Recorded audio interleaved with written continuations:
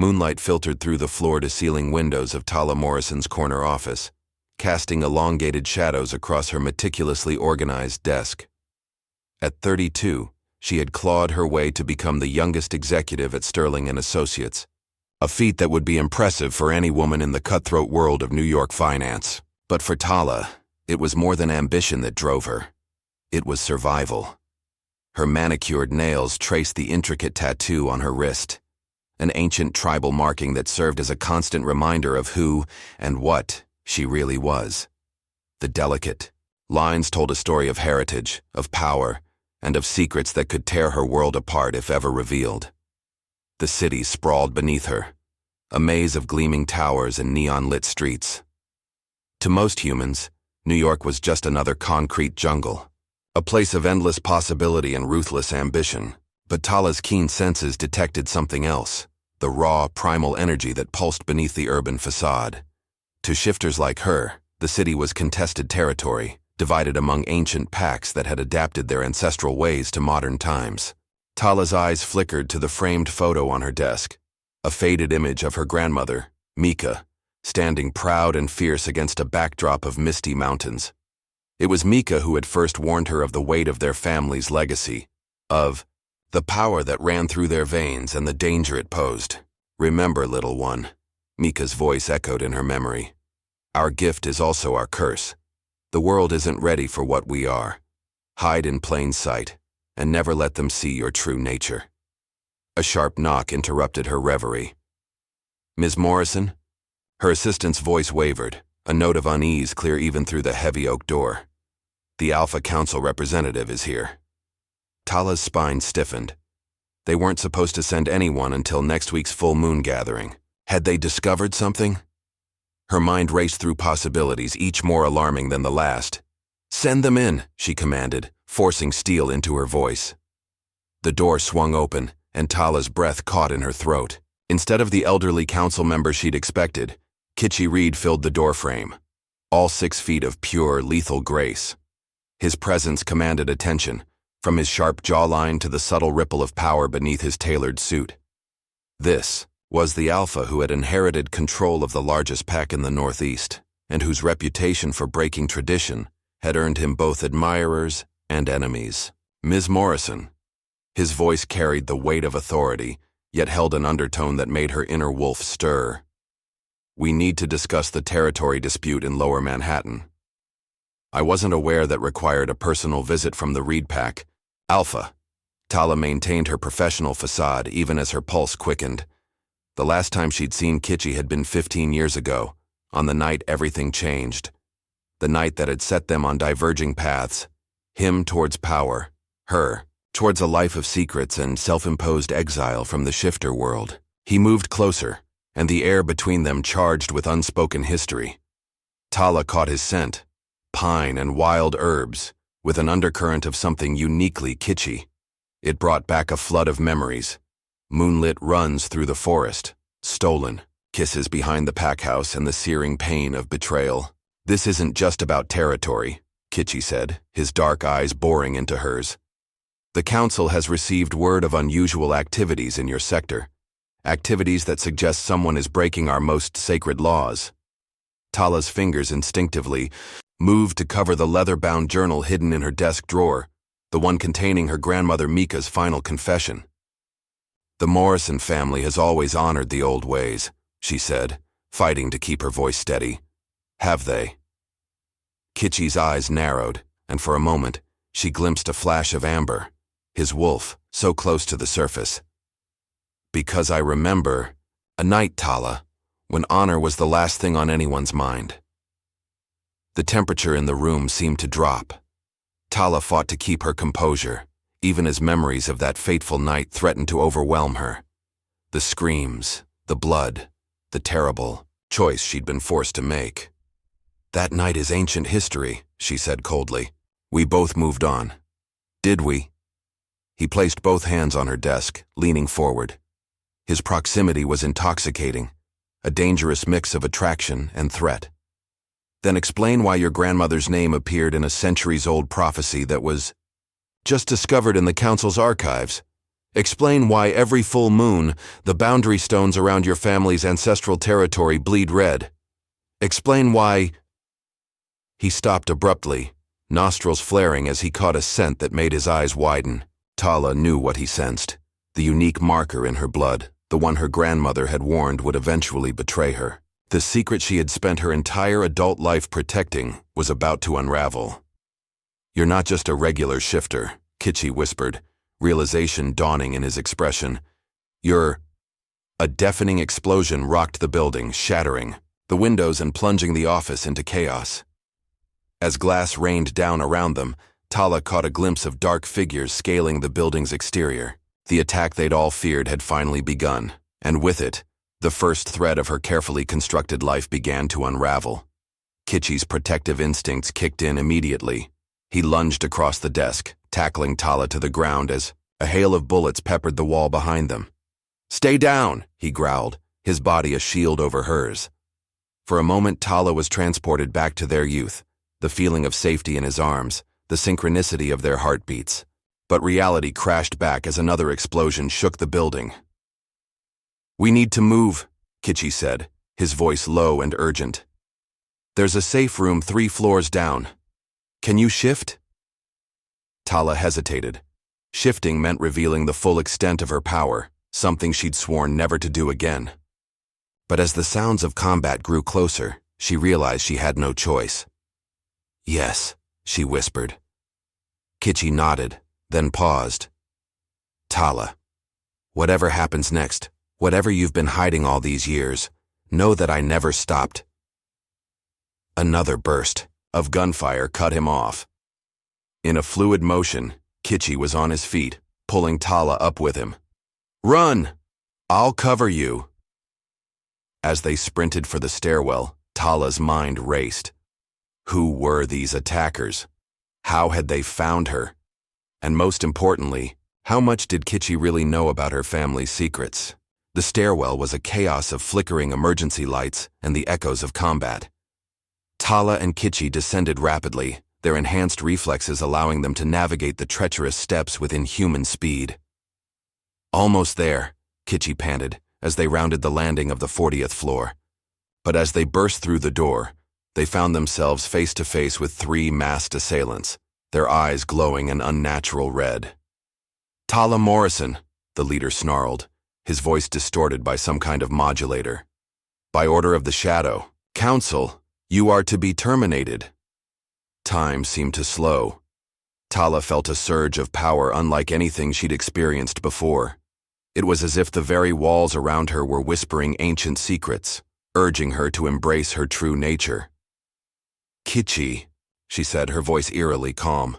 "Whatever you see next, please remember this isn't who I wanted to be." Before he could respond, Tala let go of the careful control she'd maintained for 15 years. Her body blurred, shifting not into the wolf form Kitchi expected, but into something else entirely. Where Tala had stood moments before, a creature of myth now crouched, a shimmering silver-furred being that was neither fully wolf nor fully human, but something more ancient and terrifying than either. The attackers faltered, clearly unprepared for this development. Kitchi stood frozen, his expression a mix of awe and disbelief. With a roar that shook the very foundations of the building, Tala launched herself at their assailants. Her claws, imbued with an otherworldly energy, tore through their defenses as if they were paper. In a matter of seconds, the fight was over. As the last attacker fell, Tala shifted back, her body trembling with the aftermath of the transformation. She turned to Kitchi, bracing herself for his reaction. His eyes were wide, filled with a tumult of emotions, shock, wonder, and something that looked almost like longing. "Tala," he breathed. "What are you?" Before she could answer, the sound of approaching footsteps echoed through the hallway. More attackers were coming. "We need to go," Tala said, grabbing Kitchi's hand. "I promise I'll explain everything, but right now we need to get to that safe room." As they raced down the corridor, alarms blaring around them, Tala knew that her life would never be the same. The carefully constructed facade she'd maintained for years had crumbled in an instant. Now, with enemies closing in and her deepest secrets exposed, she faced a future more uncertain and dangerous than ever before. But as she glanced at Kitchi, seeing the determination in his eyes and feeling the strength of his hand in hers, Tala felt a flicker of hope. Whatever challenges lay ahead, she wouldn't face them alone. The safe room door loomed before them, promising temporary sanctuary. As Tala punched in the access code, she steeled herself for the conversation to come. It was time to confront the past, embrace her true nature, and face the destiny her grandmother had warned her about all those years ago.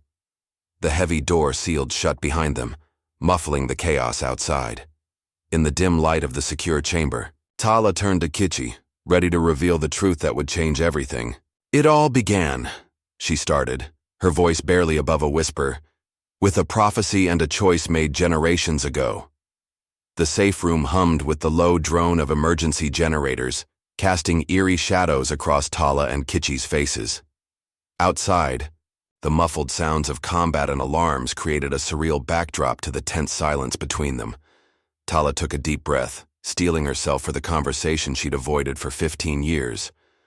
"What you saw out there," she began, her voice barely above a whisper, "it's the reason I left the pack.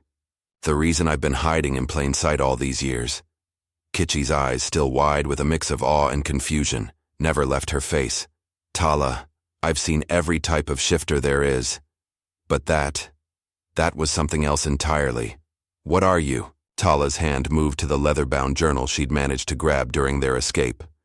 "It's a long story, one that goes back generations. My grandmother called us the Shadowborn." As she spoke, memories flooded back. Hushed conversations. With Mika under starlit skies, ancient legends whispered around flickering campfires, and the weight of a legacy too heavy for a child to bear. "Centuries ago," Tala continued, "our ancestors made a pact with something. An entity from beyond the veil, neither spirit nor flesh, but something in between. In exchange for power beyond imagination, they agreed to be its anchors in this world." Kitchi's brow furrowed. "An entity? You mean like a demon?" Tala shook her head. "Not exactly. Mika described it as a force of nature, ancient and immoral. It didn't want worship or sacrifices. It wanted experience, to feel what it was like to exist in our world through its chosen vessels. And that's what you are, a vessel?" "Yes and no." Tala's fingers traced the intricate tattoo on her wrist. "The power is passed down through bloodlines, but it manifests differently in each generation. Some can manipulate shadows, others can communicate with the dead, and a rare few like me can take on a hybrid form, part shifter, part something else." Kitchi leaned back, processing this information. "That explains the prophecy, the bleeding boundary stones. But why keep it a secret? This kind of power could have changed everything for our kind." Tala's expression darkened. "Power always comes with a price, Kitchi. The entity's hunger for experience. It's insatiable. Over time it corrupts. Those who embrace the power fully often lose themselves to it, becoming little more than puppets for the entity's whims." She opened the journal, revealing pages filled with intricate diagrams and hurried scrawls. Mika spent her life researching ways to control it, to use the power without succumbing to its influence. But even she, Tala's voice cracked, even she fell in the end. Understanding dawned in Kitchi's eyes. That night, 15 years ago, it wasn't just a territory dispute, was it? Tala shook her head, tears threatening to spill. Mika lost control. The entity took over and she slaughtered half the council before we could stop her. I had to... The words caught in her throat. Kitchi reached out, his hand covering hers. The gesture, so familiar yet long forgotten, sent a jolt through Tala's body. You did what you had to do to protect the pack, to protect all of us. For a moment they sat in silence, the weight of shared history and unspoken emotions hanging between them. Then, a distant explosion jolted them back to the present. Those attackers, Kitchi said, his voice taking on an edge of urgency. You called them the Shadow Council. What do they want? Tala's expression hardened. They're a splinter group, Shadowborn, who believe we should embrace the entity fully, use its power to dominate both the shifter and human worlds. They've been hunting down those of us who resist, either to convert or eliminate us. And they found you because... I slipped up. Tala's fist clenched. I've been using my abilities in small ways, trying to help people without drawing attention. But last month, there was an accident on the subway. A child was about to be crushed by a falling beam. I reacted without thinking, used more power than I should have. Someone must have seen. Kitchi nodded, pieces falling into place. That's why the Alpha Council sent me. We'd heard rumors of unusual activities, but we had no idea of the scale of what was really happening. A series of beeps from a console near the wall interrupted them. Kitchi moved to check it, his body tense. Security feeds back online. Looks like the attackers are regrouping in the lobby. We don't have much time. Tala stood, her mind racing. There's a hidden exit through the service tunnels. We can use it to reach the old Morrison territory in the Bronx. There are safeguards there, wards that might buy us some time. As they prepared to leave, Kitchi grabbed Tala's arm, his touch, sending a spark of electricity through her. Tala, wait. All those years ago when you left without a word, I thought... You thought I betrayed you, Tala finished, the old pain evident in her voice. I know. It was easier to let you believe that than to risk putting you in danger. The less you knew, the safer you'd be. Kitchi's eyes softened, a glimpse of the young wolf she'd once loved shining through. And now? Before Tala could respond, an alarm blared. The safe room's defenses had been breached. We need to move, Tala said, pushing aside the surge of emotions. Whatever's between us, it'll have to wait. Right now, we need to focus on survival. With a nod, Kitchi shifted into his wolf form, a massive black beast with eyes that glowed like embers. Tala allowed her own transformation to take hold, but this time, she maintained control, shifting into a sleek silver wolf instead of the hybrid form. As they raced through the hidden passage, Tala's mind whirled with possibilities and dangers.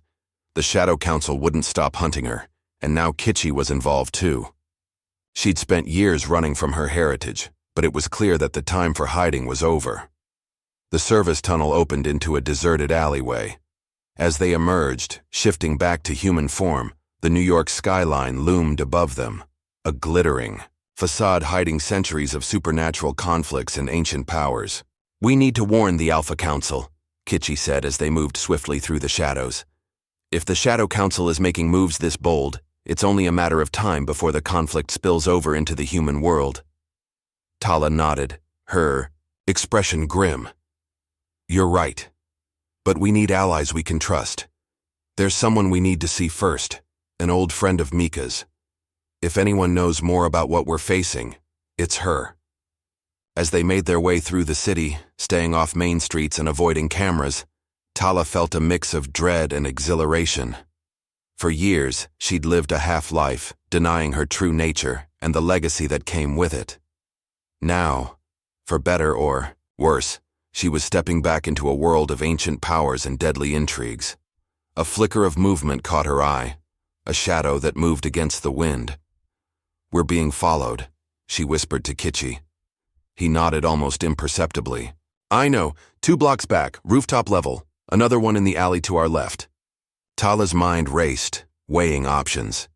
They were still too exposed here, too close to civilian populations. If a fight broke out, innocent people could get hurt.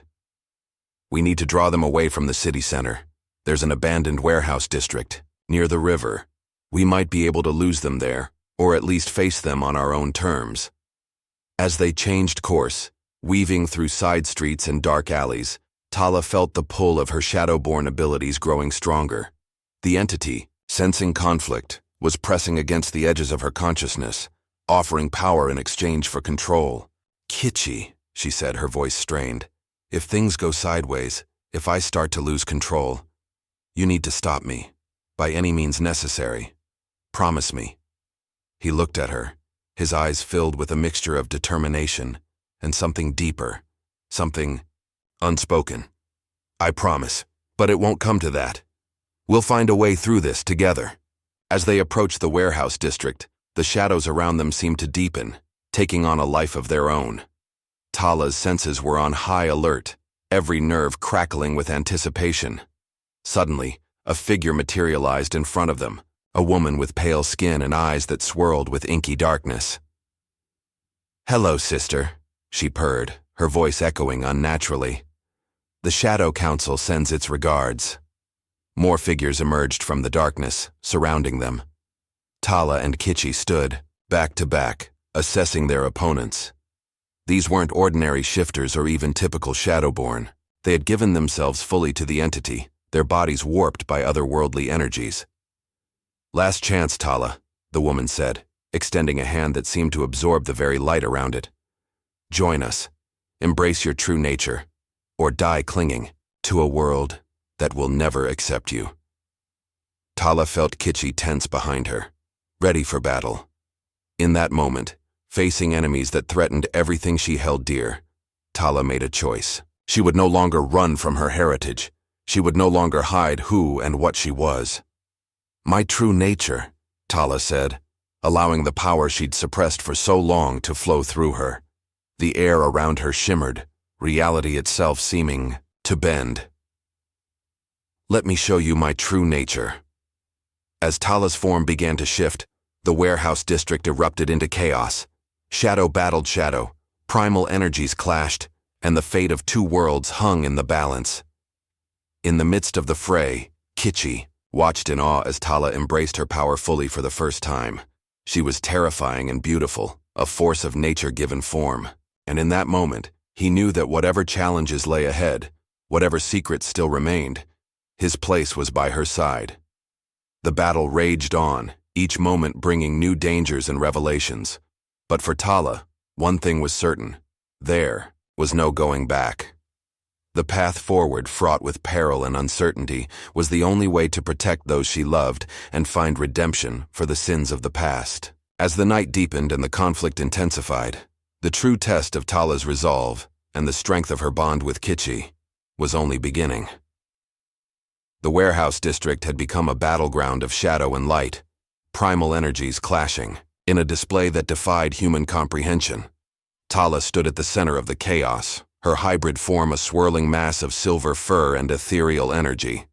Beside her, Kitchi's massive black wolf form darted between opponents, his jaws snapping with lethal precision. The Shadow Council agents moved like living darkness, their bodies twisting and reforming as they attacked. Tala's heightened senses picked up the acrid scent of their corruption, the price they'd paid for fully embracing the entity's power.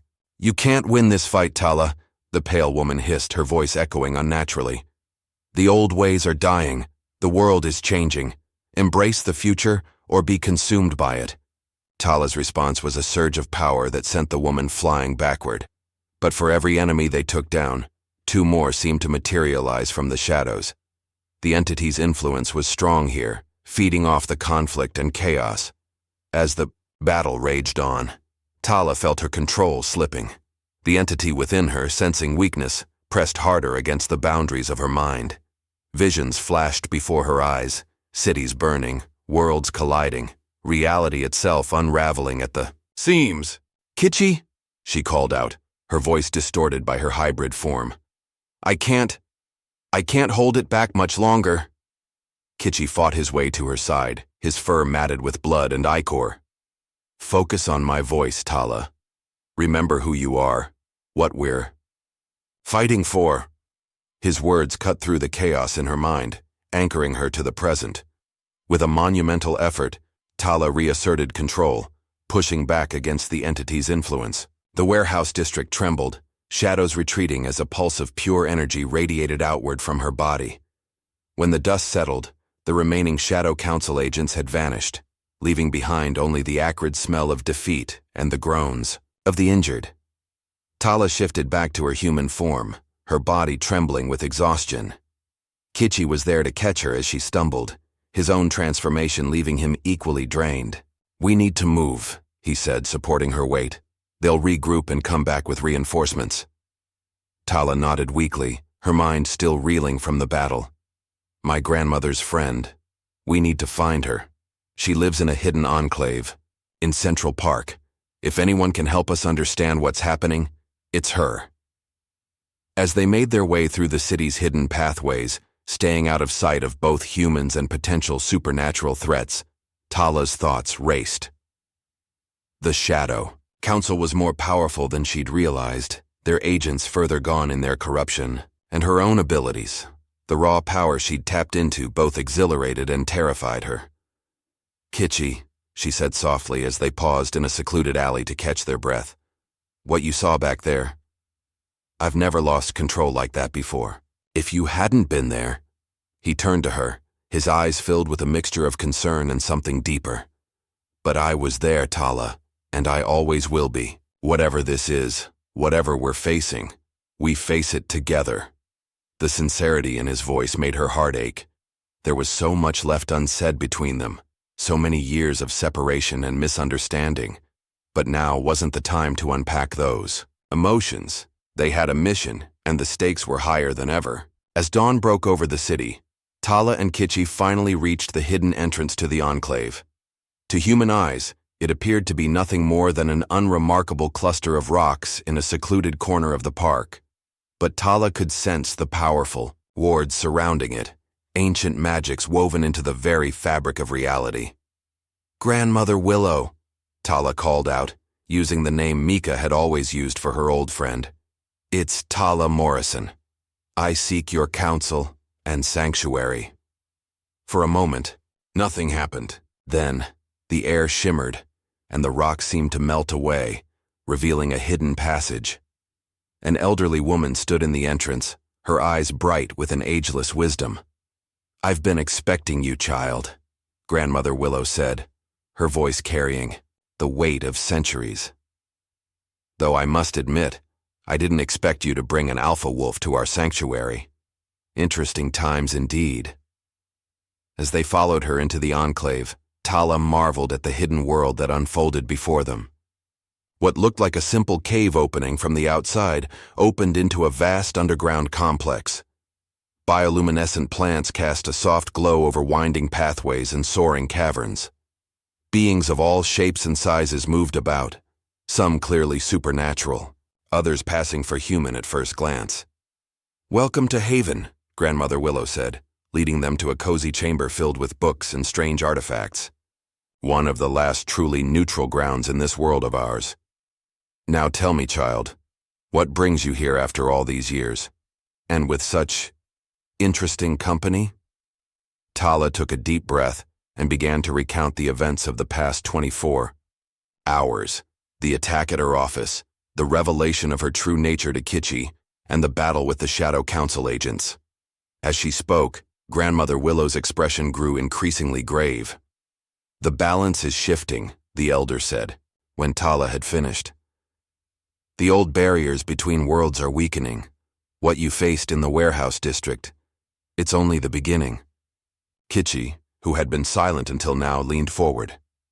"What exactly are we dealing with here?" Tala mentioned an entity, something her ancestors made a pact with.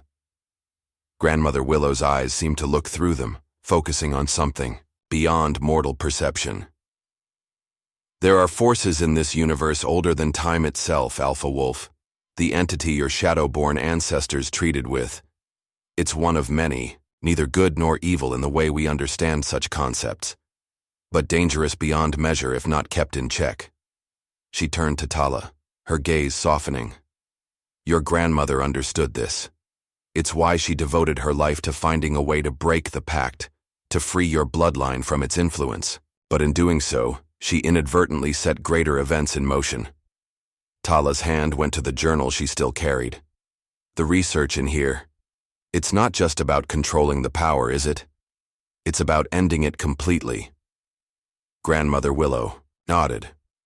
"Mika believed she had found a way to sever the connection between your bloodline and the entity, but such cosmic bindings are not easily broken. The attempt, well, you saw the results that night 15 years ago." The weight of this revelation settled over the room. Tala's mind reeled with the implications. If there was a way to truly free herself, to end the constant struggle for control. "But the Shadow Council," Kitchi interjected, his tactical mind already racing ahead. "They don't want to break the pact. They want to expand it, don't they? to offer up more vessels to the entity in exchange for greater power. Perceptive for a wolf, Grandmother Willow said with a hint of approval. Yes, that is their goal. They believe that by fully embracing the entity, by allowing it unfettered access to our world, they can ascend to godhood themselves. Tala shuddered at the thought. But it would fundamentally alter the fabric of reality, Grandmother Willow finished. The barriers between worlds would collapse entirely. Chaos would reign, and in that chaos, the Shadow Council believes they would rule supreme. The enormity of the threat left them all silent for a moment. It was no longer just about Tala's personal struggle, or even the safety of the shifter packs. The fate of the entire world hung in the balance. So what do we do? Tala asked, her voice barely above a whisper. Grandmother Willow moved to an ancient chest in the corner of the room. From it, she withdrew a small, ornate box. Your grandmother left this in my care, with instructions to give it to you when the time was right. I believe that time has come. As Tala took the box, she felt a resonance within her, as if the very atoms of her being were responding to whatever lay inside. With trembling hands, she opened it. Inside was a small iridescent stone, pulsing with an inner light that seemed to shift and change as she watched. Alongside it was a folded piece of paper, covered in Mika's familiar handwriting. My dearest Tala, she read aloud, her voice catching. If you're reading this, then the burden I hope to spare you has fallen on your shoulders nonetheless. This stone is the key to breaking the pact, to freeing our bloodline once and for all, but using it comes at a great cost. As Tala continued reading, her expression shifted from hope to horror. Kitchi moved closer, placing a comforting hand on her shoulder. What is it? He asked softly. Tala looked up, tears glistening in her eyes. To break the pact, to truly end this, I have to die. The silence that followed was deafening. Kitchi's grip on her shoulder tightened, a low growl building in his chest. No, there has to be another way. Grandmother Willow sighed heavily. Death in this case doesn't necessarily mean what you think, Alpha Wolf. It's a symbolic death, a severing of ties to this plane of existence. But the danger is very real. If the ritual isn't performed correctly, if Tala's will isn't strong enough, then I'd be lost forever, Tala finished, her voice hollow. The weight of destiny pressed down on her. All her life she'd run from her heritage, tried to carve out a normal existence. But now, faced with the truth of what was at stake, she realized there was only one path forward. I'll do it, she said, her voice growing stronger with each word. Whatever it takes, whatever the risk. I won't let the Shadow Council win. I won't let this entity destroy everything we hold dear. Kitchi's eyes blazed with a mixture of pride and fear. You won't face this alone, Tala. Whatever comes next, I'm with you. All the way. Grandmother Willow nodded solemnly.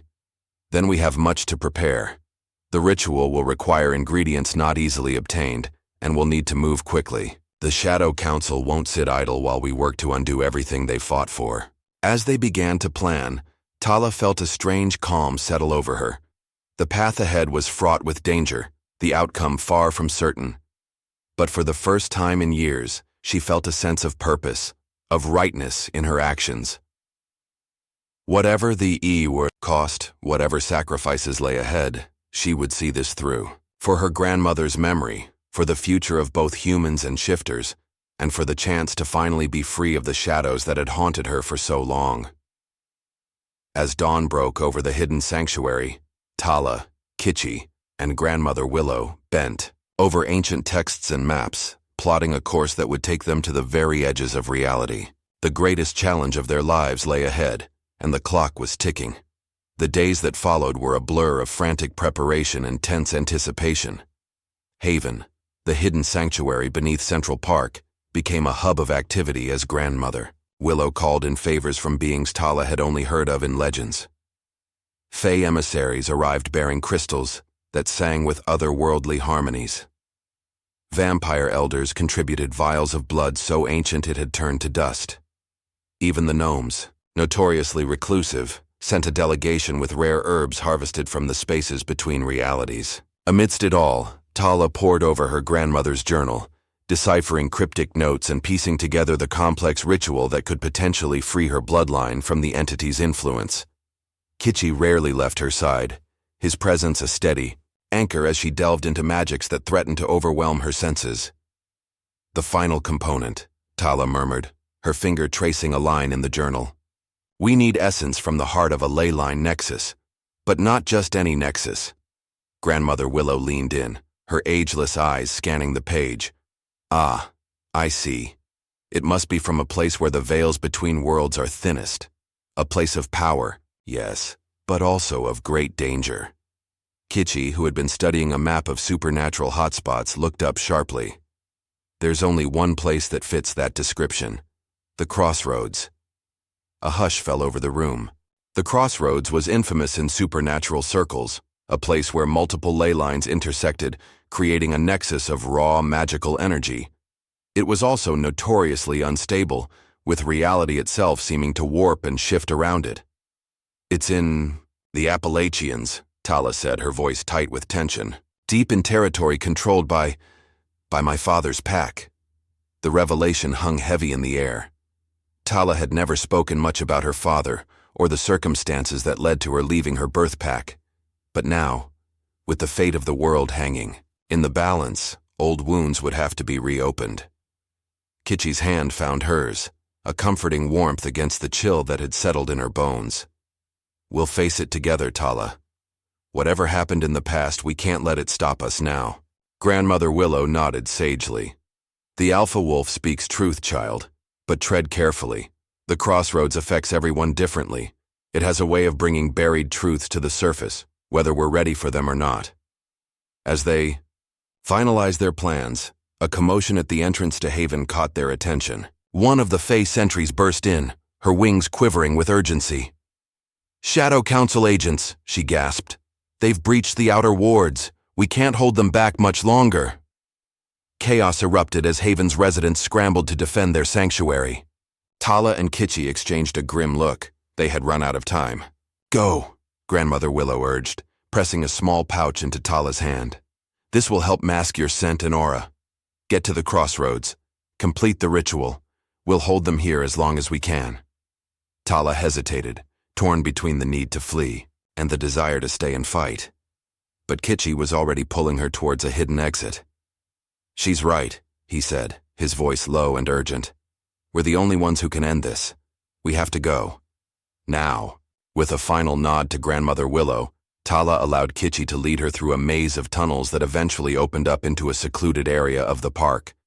As they emerged into the pre-dawn light, the sounds of battle echoed faintly behind them.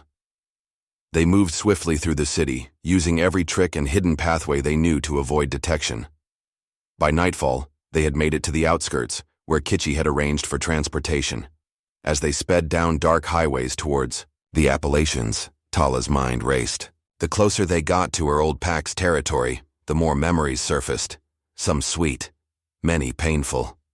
"I never told you why I left," she said softly, breaking the tense silence that had fallen between them.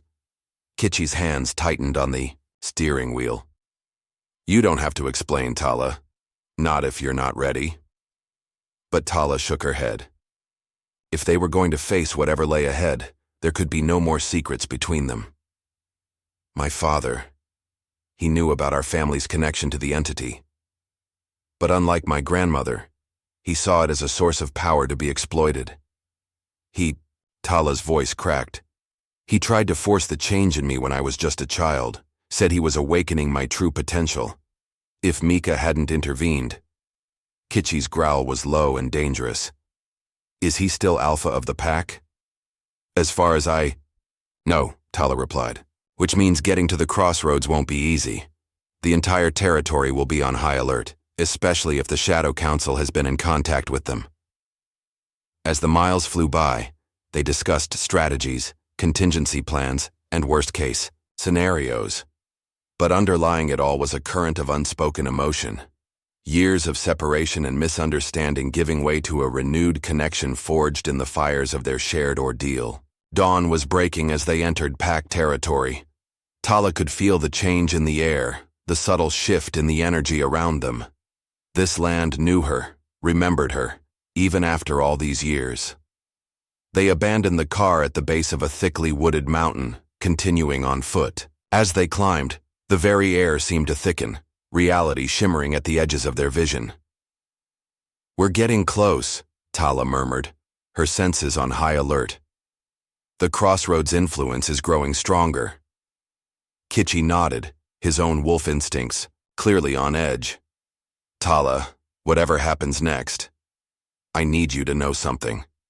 She turned to him, struck by the intensity in his gaze. "All those years ago when you left, I thought I'd lost everything, but seeing you again, fighting beside you, I realize now that my heart never truly let you go." The confession hung between them, charged with years of unspoken longing. Tala felt a surge of emotion so powerful it nearly brought her to her knees. "Kitchi, A howl cut through the air, followed by another and another. They were surrounded. From the shadows of the forest, wolves emerged, some in full animal form, others in the half-shifted state that bridged human and beast. Addis. Their head was a man Tala had hoped never to see again.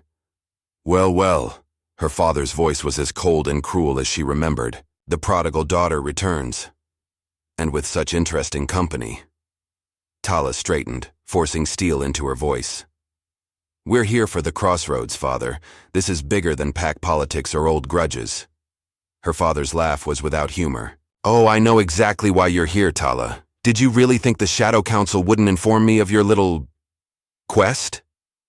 Kitchi moved protectively closer to Tala, his body coiled and ready for action. "You're working with them? Do you have any idea what's at stake?" "Power," Tala's father snarled, his eyes gleaming with an unnatural light. "True unbridled power.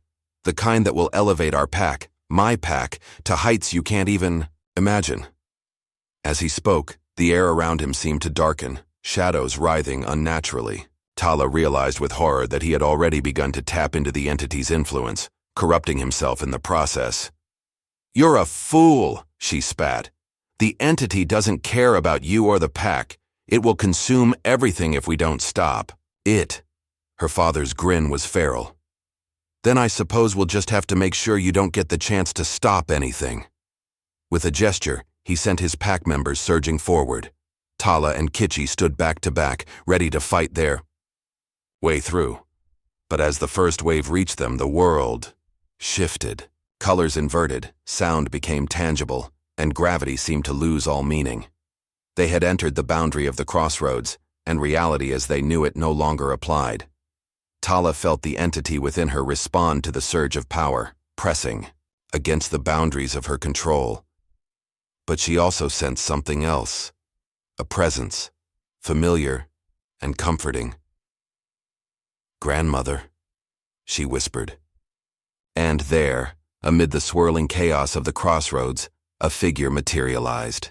Mika, as Tala remembered her from childhood, strong and proud. "The veil is thin here, little one," Mika's voice echoed strangely. "I can't stay long, but I can buy you the time you need. You know what you have to do." As Mika's spirit form engaged the attacking wolves, Tala grabbed Kitchi's hand and ran. The landscape twisted around them, paths appearing and disappearing in the blink of an eye. But somehow, guided by an instinct she couldn't explain, Tala knew where to go. They burst into a clearing where the very air crackled with energy. At its center was a stone altar, ancient symbols carved into its surface pulsing with an otherworldly light. "This is it," Tala gasped, her entire body humming with the power emanating from the nexus, the heart of the crossroads. As Kitchi stood guard, Tala began the ritual. She placed the components they'd gathered on the altar, the singing crystals, the ancient blood, the reality-warping herbs. With shaking hands, she withdrew the iridescent stone from its pouch. The moment it touched the altar, a shockwave of energy pulsed outward. Tala felt as if she was being torn apart and remade with each heartbeat. Dimly, she was aware of Kitchi calling her name, of her father's enraged roars as he fought against Mika's spirit. But all of that faded away as Tala delved deeper into the magic, She saw flashes of other worlds, of realities where history had taken different turns. She felt the weight of countless lives, countless possibilities, all converging on this single moment. And through it all she felt the entity, ancient, vast, and utterly alien. It pressed against her consciousness, offering power beyond imagination in exchange for control. For a moment, Tala wavered. The temptation was immense, the potential for what she could do with such power almost overwhelming. But then, she heard Kitchi's voice, felt the warmth of his presence even through the maelstrom of energy surrounding her. She remembered Grandmother Willow's wisdom, her own grandmother's sacrifice. She thought of all those who had fought and suffered to bring her to this moment. With a cry that echoed across realities, Tala made her choice. The stone on the altar shattered, releasing a blinding light that engulfed everything. Tala felt herself falling, dissolving, becoming one with the very fabric of existence. And then, silence. When Tala opened her eyes, she found herself lying on the forest floor, Kitchi's worried face hovering above her. The crossroads was gone, the nexus of power dissipated. Did it work? She croaked, her throat raw as if she'd been screaming. For hours. Kitchi helped her sit up, his eyes scanning her for injuries. I think so. The Shadow Council agents just disappeared. And your father. He gestured to where Tala's father lay unconscious, the unnatural shadows that had surrounded him now gone. As Tala took stock of herself, she realized something was different. The constant presence of the entity, the power she had both feared and relied on for so long. It was gone. Tears welled up in her eyes as the full impact of what had happened hit her. She was free. Truly, finally free. Kitchi pulled her into a fierce embrace, his own emotions evident in the way he held her. It's over, he murmured. You did it, Tala. You saved us all. As the sun rose over the mountains, bathing the forest in golden light, Tala allowed herself to relax into Kitchi's arms. The road ahead was still uncertain. There would be questions to answer, alliances to rebuild, and a new life to forge. But for now, in this moment, she was content. The shadows that had haunted her for so long had finally been banished, and the future, for the first time in years, looked bright with possibility. The days following the events at the crossroads were a blur of exhaustion, debriefings, and cautious celebrations. Word spread quickly through supernatural communities across the globe. The Shadow Council had been defeated, the entity's influence severed, and a new era was dawning. Tala found herself at the center of it all, hailed as a hero by some, viewed with suspicion by others who couldn't quite believe the threat was truly over. Through it all, Kitchi remained a constant presence at her side, his unwavering support giving her strength when the weight of recent events threatened to overwhelm her. A week after their return from the Appalachians, Tala stood on the balcony of a safe house provided by the Alpha Council, looking out over the New York skyline. The city pulsed with life, oblivious to how close it had come to cosmic catastrophe. She flexed her hand, still marveling at the absence of the power that had been a part of her for so long. Penny for your thoughts?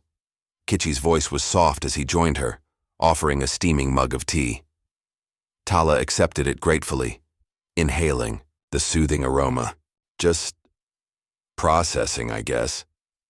It's strange. For so long I defined myself by what I was running from. Now that it's gone, I'm not sure who I am anymore. Kitchi's hand found hers, a comforting warmth against the cool night air.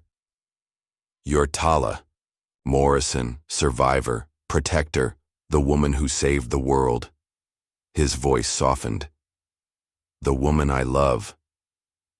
Their eyes met, and Tala felt a surge of emotion that had nothing to do with supernatural powers. She leaned in, their lips meeting in a kiss that held the promise of new beginnings. The moment was interrupted by a sharp knock at the door. They broke apart, tension immediately returning to their postures. Even with the immediate threat gone, old habits died hard. Enter, Kitchi called, moving slightly in front of Tala in a protective stance. The door opened to reveal a harried-looking young werewolf, one of the Alpha Council's messengers. "Apologies for the interruption," he said, bowing his head respectfully. "But the Council has called an emergency meeting. Your presence is required immediately."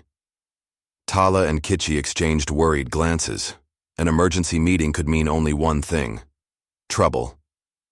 As they were escorted to the Council's hidden chambers beneath an unassuming office building in Midtown, Tala's mind raced with possibilities. Had they missed something?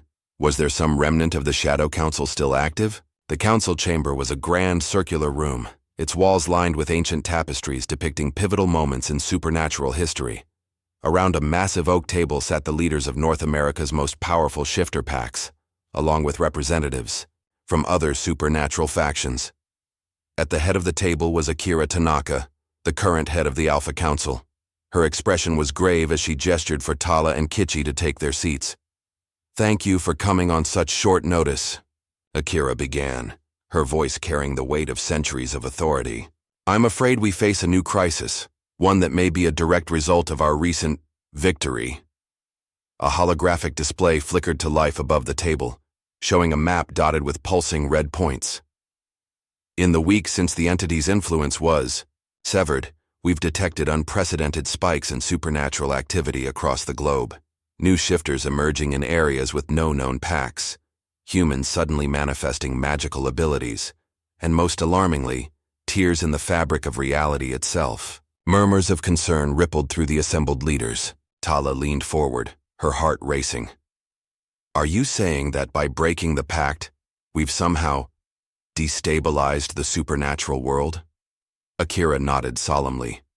"It appears that the entity, for all its destructive potential, may have also been serving as a sort of cosmic stabilizer. With its influence gone, the barriers between worlds are weakening. Magic that was once bound is now flowing freely, affecting both supernatural beings and humans alike." "But that's impossible," one of the elder werewolves growled. "The old laws, the very foundations of our world, are changing." Kitchi finished, his expression thoughtful. "We're in uncharted territory now." Tala felt the weight of every gaze in the room turn to her. She straightened her spine, meeting their looks head-on. "What do we do? How do we contain this?" Akira's lips quirked in a grim smile. "That, Ms. Morrison, is precisely why we've called you here. You've proven yourself capable of handling cosmic-level threats. We need your insights, your experience, to navigate this new landscape." What followed was hours of intense discussion and debate. Plans were proposed and discarded. Alliances were tested and reforged. Through it all, Tala found herself drawing on reserves of strength and wisdom she didn't know she possessed, the legacy, perhaps, of her trials with the entity.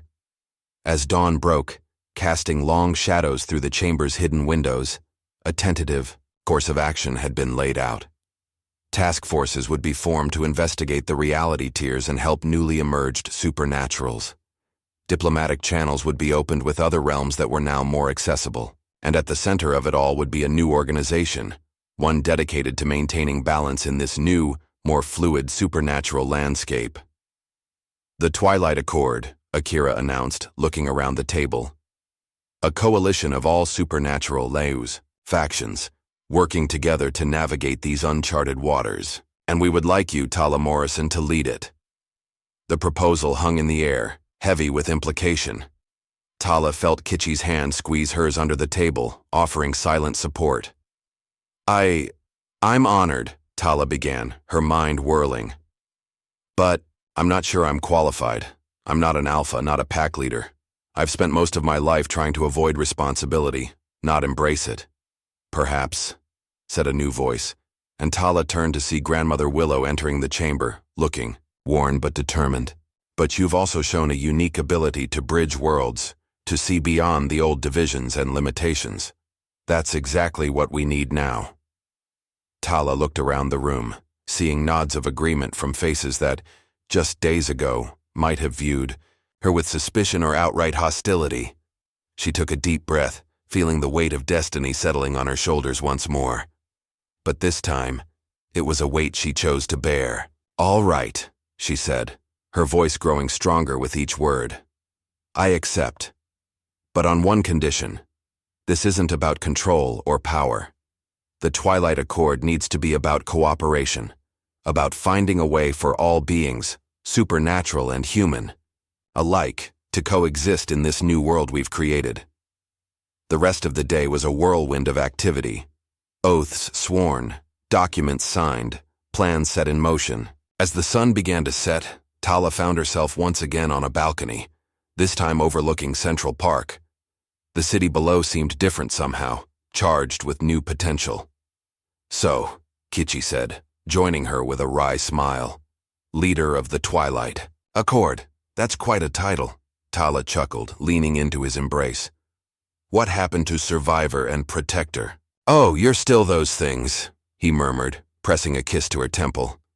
"You're just adding diplomat and visionary to the list." They stood in comfortable silence for a moment, watching the play of lights across the darkening sky. Then, Tala straightened, a determined glint in her eye. "We should go to the park," she said suddenly. At Kitchi's questioning look, she elaborated. "To the entrance of Haven. There's something I need to do." Understanding dawned in Kitchi's expression, and he nodded. "Lead the way." As they made their way through the winding paths of Central Park, Tala felt a mix of anticipation and trepidation. So much had changed in such a short time. Would the hidden sanctuary even still be there? But as they approached the unremarkable cluster of rocks that hid the entrance, Tala felt the familiar tingle of ancient wards. She took a deep breath and called out, "Grandmother Willow, it's Tala. I've come home." For a heart-stopping moment, nothing happened. Then, like a mirage solidifying, the entrance shimmered into view, and there, framed by softly glowing bioluminescent plants, stood Grandmother Willow. "Welcome back, child," the elder said, her eyes twinkling. Or, should I say, Madam Accord Leader? Tala felt tears prick at her eyes as she rushed forward, embracing the woman who had been a guiding light through some of her darkest times. As they parted, Grandmother Willow's gaze fell on Kitchi, who stood respectfully back. "And you, Alpha Wolf," she said, her tone warm but evaluating. "Are you prepared for the path that lies ahead? It won't be an easy one." Kitchi stepped forward, taking Tala's hand. "Whatever challenges come, we face them together. That's a promise." Grandmother Willow nodded, satisfaction evident in her expression. "Then come, both of you. We have much to discuss, and a new future to plan for." As they descended into the hidden world of Haven, Tala felt a sense of homecoming she hadn't experienced in years, but it was more than that. It was a feeling of stepping into a new chapter, one filled with both daunting challenges and incredible possibilities. The entity's shadow no longer loomed over her, but the echoes of its influence would be felt for years to come. The world was changing, barriers breaking down, new alliances forming. And at the center of it all, Tala found herself not running from destiny, but embracing it. With Kitchi by her side and the support of both old allies and new, she was ready to face whatever the future might bring. The Twilight Accord was more than just an organization. It was a promise of balance, of understanding, of a world where the extraordinary and the ordinary could coexist in harmony. As they entered Grandmother Willow's chamber, already filled with maps and artifacts related to the new reality tiers, Tala squared her shoulders. The next chapter of their story was just beginning, and she was determined to make it a tale worth telling. The headquarters of the Twilight Accord bustled with activity, a stark contrast to the abandoned warehouse it appeared to be from the outside. Tala strode through the main hall, nodding to the diverse array of beings that now called this place home. Werewolves conferred with Fey diplomats over maps of ley line disruptions. Vampire elders taught newly awakened human magic users the basics of energy manipulation. In one corner, a group of gnomes tinkered with devices designed to detect and monitor reality tears. 6 months had passed since the formation of the Accord, and every day brought new challenges and surprises.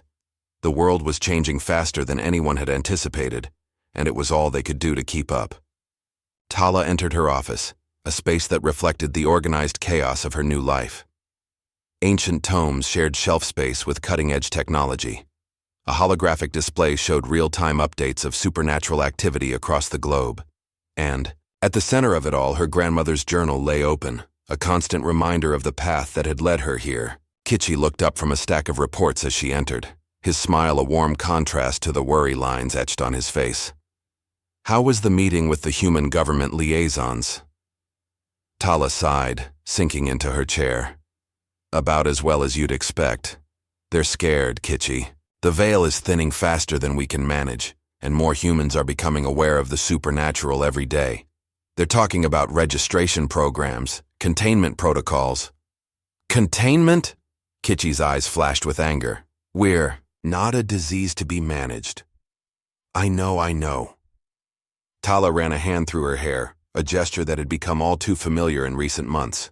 I talked them down for now, but it's clear we need to do more. We need to show them that we're not a threat, that coexistence is possible. Their conversation was interrupted by a knock at the door.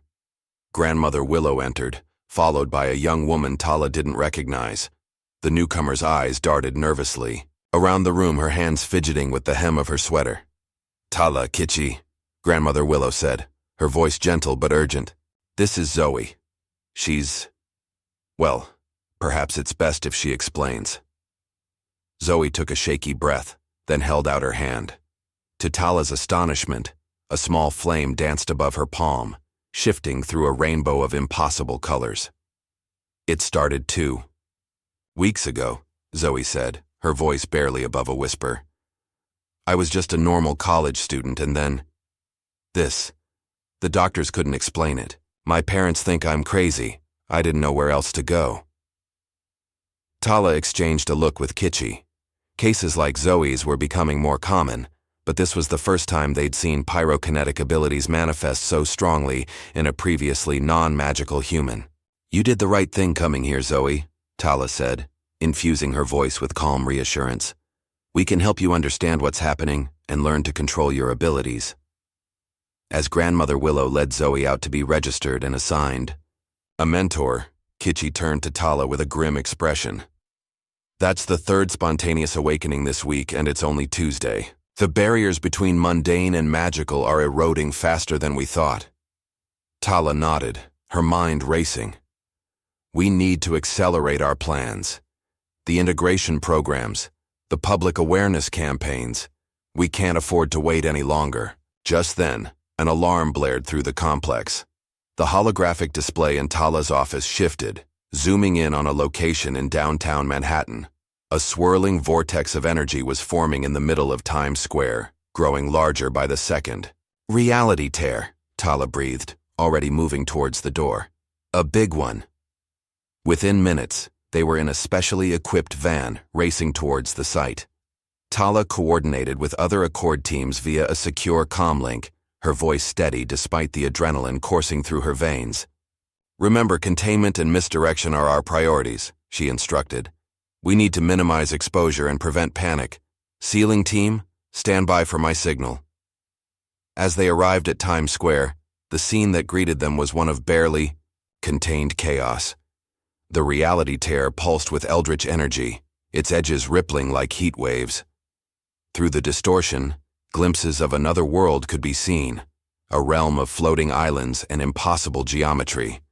Tourists and New Yorkers alike stood transfixed, many with phones out capturing footage that would undoubtedly go viral within minutes. Tala's heart sank. There would be no hiding this. Change of plans, she said into her comm.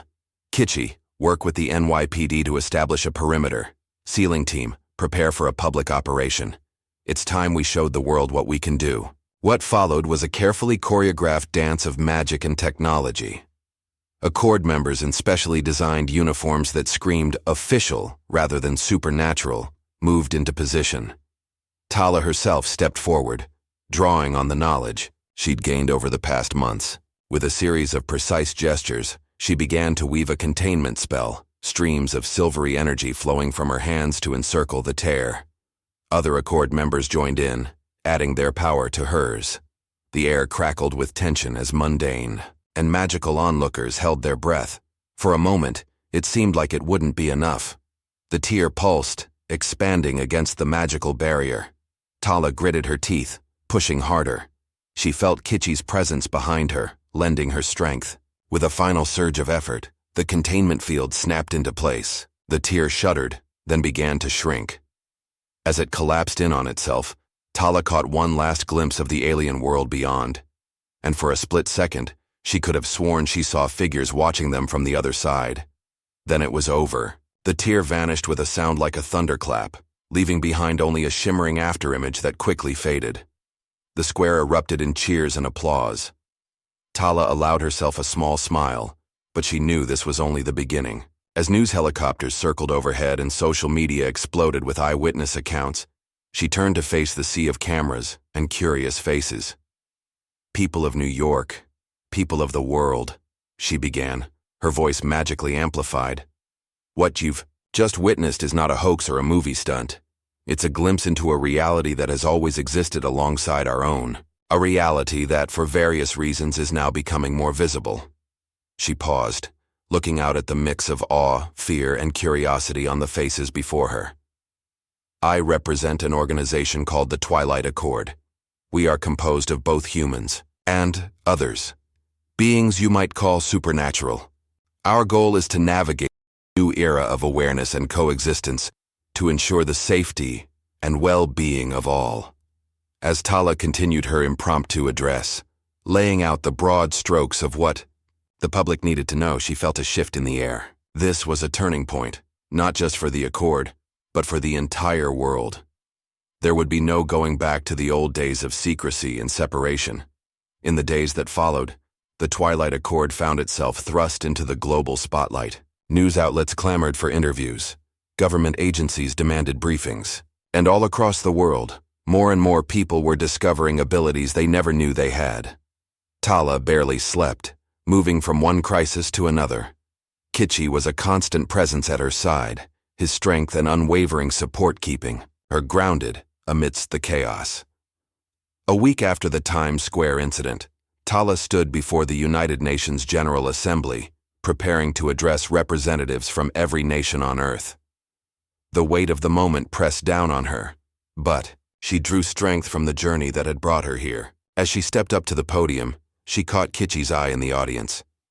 He gave her a subtle nod, and in that moment, she knew that whatever challenges lay ahead, they would face them together. "Distinguished delegates, citizens of the world," Tala began, her voice clear and strong. "We stand at a crossroads of history. The walls between worlds are thinning, and with that comes both great opportunity and great responsibility." As Tala laid out the Twilight Accord's vision for a future where the mundane and the magical could coexist in harmony, she felt a sense of hope blossoming within her. The road ahead would not be easy. There would be fear to overcome, prejudices to dismantle, and new threats to face. But looking out at the assembled representatives, seeing the mix of apprehension and cautious optimism on their faces, Tala knew that this was what she had been preparing for all her life. Not just to run from her heritage, but to embrace it, to use her unique perspective to bridge worlds and build a future where everyone, human, shifter, and everything in between, could find their place. As she concluded her speech to thunderous applause, Tala allowed herself a moment of reflection. From the shadows of her past to the bright lights of the world stage, her journey had been one of transformation. And now, as the leader of the Twilight Accord, she was ready to help guide the world through its own metamorphosis. The entity's influence was gone, but its echoes had reshaped reality itself. In its place, a new tapestry was being woven, one of cooperation, understanding, and infinite possibility. And Tala, once the reluctant heir to an ancient legacy, now stood ready to help write the next chapter in the grand story of existence. As she left the podium, greeted by a flurry of handshakes and congratulations, Tala caught Kitschy's eye once more. In his proud smile, she saw not just the love of a partner, but the shared excitement for the adventure that lay ahead. The world was changing, faster and more dramatically than anyone could have imagined. But with the Twilight Accord at the forefront, guiding the way through the merging of realities, there was hope. Hope for a future where the extraordinary and the ordinary could not just coexist, but thrive together in a new, vibrant tapestry of existence. 1 year after the formation of the Twilight Accord, Tala stood at the window of her New York apartment, watching the city below. The skyline had changed, subtle alterations that spoke volumes about the new world they were building. Floating platforms connected some of the taller buildings, fake-crafted gardens bloomed in impossible places, and the occasional dragon swooped between skyscrapers on official Accord business. But for every sign of progress, there were reminders of the challenges they still faced. Armed checkpoints at major intersections screened for unregistered magical activity. Billboards alternated between advertisements for the latest smartphones and public service announcements about reality tear. Safety protocols. Tala's reflection in the window looked tired, the weight of her responsibilities etched in the lines around her eyes. The past year had been a whirlwind of diplomacy, crisis management, and public relations. For every step forward, it sometimes felt like they took 2 steps back. A warm hand on her shoulder drew her out of her thoughts. Kitchi stood behind her, concern evident in his eyes. "You're brooding again," he said softly. Tala leaned back into his embrace, allowing herself a moment of vulnerability. "Can you blame me? The anti-magic coalition is gaining traction in Europe. We've got reports of black market trading in magical artifacts in South America, and don't even get me started on the situation in the Middle East." Kitchi turned her gently to face him. "And we're dealing with all of it, one day at a time. You can't carry the weight of the entire world on your shoulders, Tala." She knew he was right, but the responsibility sometimes felt overwhelming. I wonder if we're really making a difference, if we're really creating the kind of world we envisioned." A gentle chime interrupted their conversation, a priority alert from Accord headquarters. Tala sighed, moving to check her secure tablet. "What is it now?" Kitchi asked, tension creeping into his voice. Tala's expression was grim as she read the report. A group of anti-magic extremists attacked a newly established magical school in Ohio. No casualties, thankfully, but it's bad, Kitchi. They're calling it a preemptive strike against the inhuman threat. Kitchi's growl was low and dangerous. "We need to respond, decisively." Tala nodded, already moving to get dressed.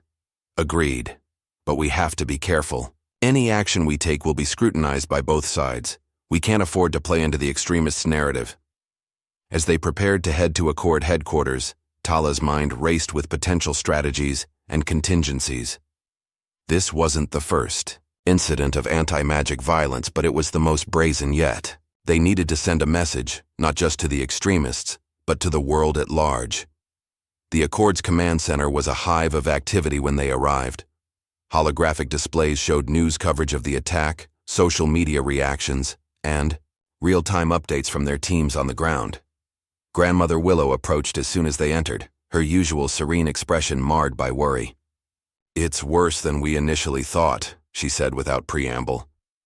"The attackers used some kind of magic dampening technology.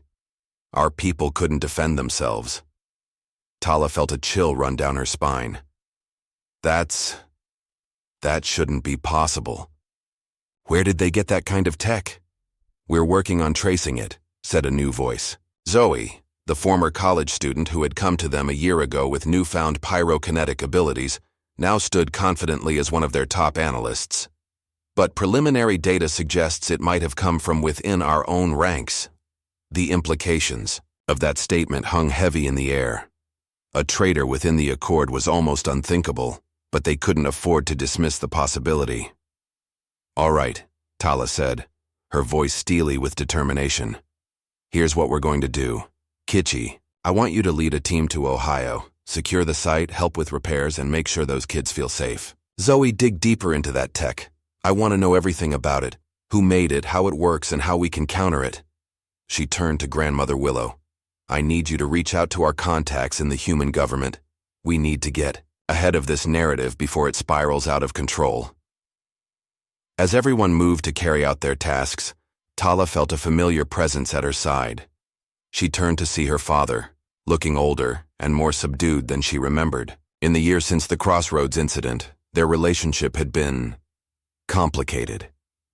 He had sought redemption, offering his knowledge and connections to the Accord.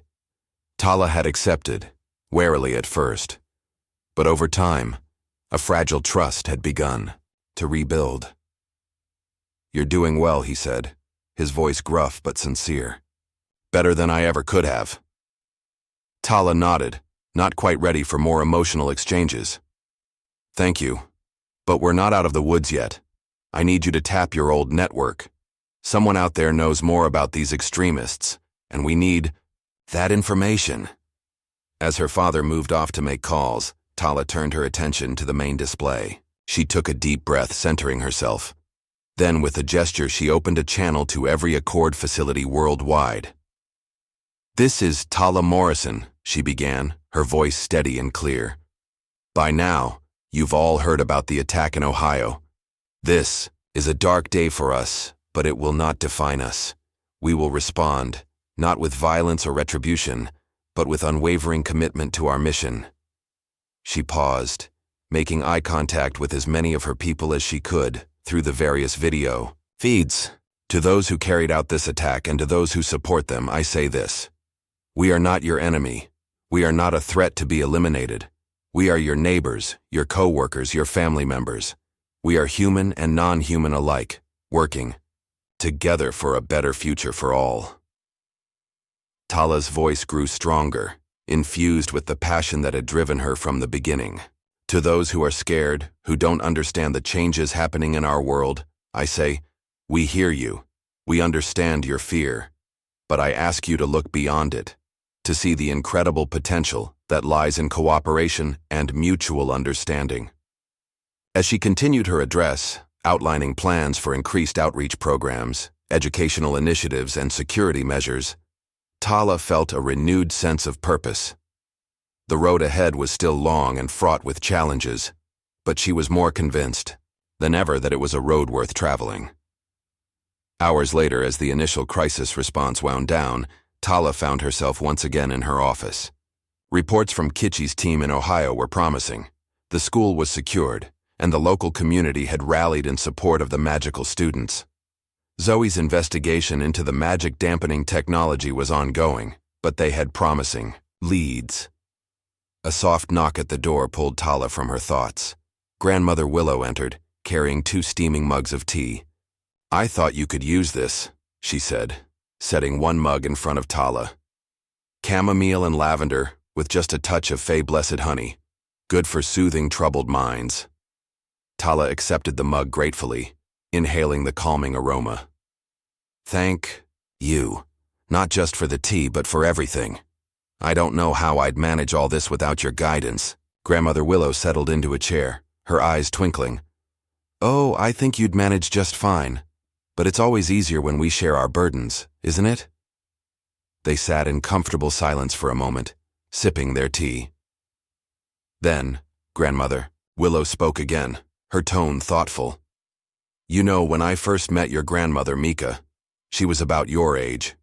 Fierce, determined, carrying the weight of her family's legacy, but also scared, unsure of her place in the world." Tala looked up, surprised. Grandmother Willow rarely spoke of her past connections. "What happened?" "She learned, as you are learning, that true strength comes not from power or control, but from connection, from building bridges instead of walls." Grandmother Willow's gaze was intense, filled with centuries of wisdom. "The path you're forging now, Tala, it's not an easy one. There will be setbacks, moments of doubt. But never forget the vision that drives you, the world you're trying to create." As if on cue, Tala's tablet chimed with a new alert.